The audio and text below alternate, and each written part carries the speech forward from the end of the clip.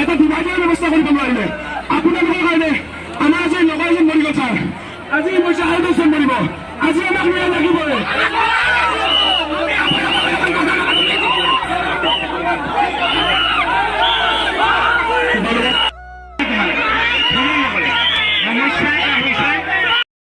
কথাখিনি ক'ব তোমালোকক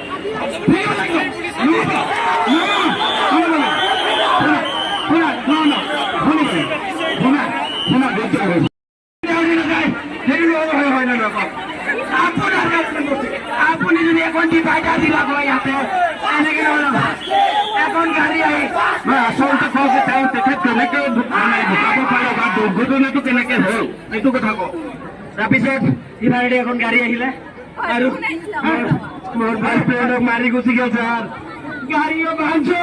মানুহো ভাঙছো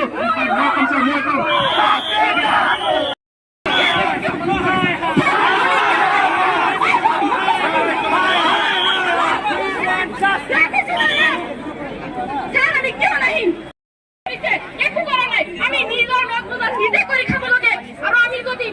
আজি যদি গাঁও থাকিলে ছোৱালী কিবা হয় নাই তাই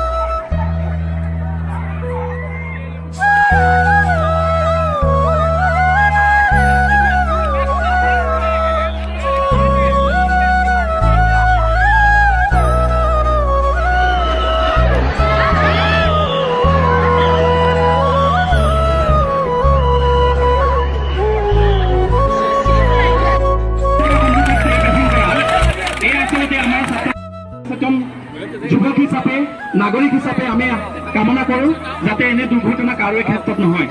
আপোনালোকে জানিব পাৰিছে যে BH কলেজৰ সন্মুখত এটা পুলিচ পইণ্ট খুবেই প্ৰয়োজন নথকাৰ বাবে অনেকখিনি দুৰ্ঘটনা হৈ আছে আজি আমাৰ মাজত MLA ছাৰ আছে মহাবিদ্যালয়ৰ অধ্যক্ষ মহোদয় আছে আমি এই নাটকৰ জৰিয়তে কৰ্তৃপক্ষলৈ এটা আহ্বান জনালোঁ কলেজৰ সন্মুখত যাতে এটা পুলিচ পইণ্ট হয় ট্ৰেফিক পইণ্ট হয় যাৰ জৰিয়তে আমি সহজে যাতে আমি টাৰ্ণ ল'ব পাৰোঁ এইবিলাক কথা গতিকে এইটো এটা মেছেজ যাব লাগে আমাৰ চৰিত্ৰত অভিনীত ছাত্ৰ ছাত্ৰীসকলক এতিয়া ইয়াত লাইন পাতিবৰ বাবে আহ্বান জনালোঁ মই অনুৰোধ জনাইছোঁ আমাৰ MLA ছাৰক অকণমান আগবাঢ়ি আহিবৰ বাবে অধ্যক্ষ মহোদয়ক অকণমান আগবাঢ়ি আহিবৰ বাবে Nayanmoni Hazarika sir police inspector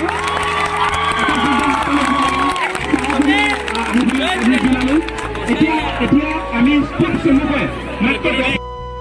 দুৰ্ঘটনা সুৰক্ষাৰ যি ব্যৱস্থা কৰিব লাগে এই অৱস্থা মই আমাৰ যি কৰ্তৃপক্ষ আছে আমাৰ DRC মিটিঙত আমি উত্থাপন কৰিম আৰু মই আশা কৰোঁ এই যিটো ষ্টেজ এই ষ্টেজ সফল হ'ল বুলি মই আশা কৰোঁ মোৰ বক্তব্য সামৰণি কৰিম। তুলি নলয় যদি তেওঁলোকে সেই ব্যক্তিগৰাকীৰ দ্বাৰাই সেই ল'ৰাজনক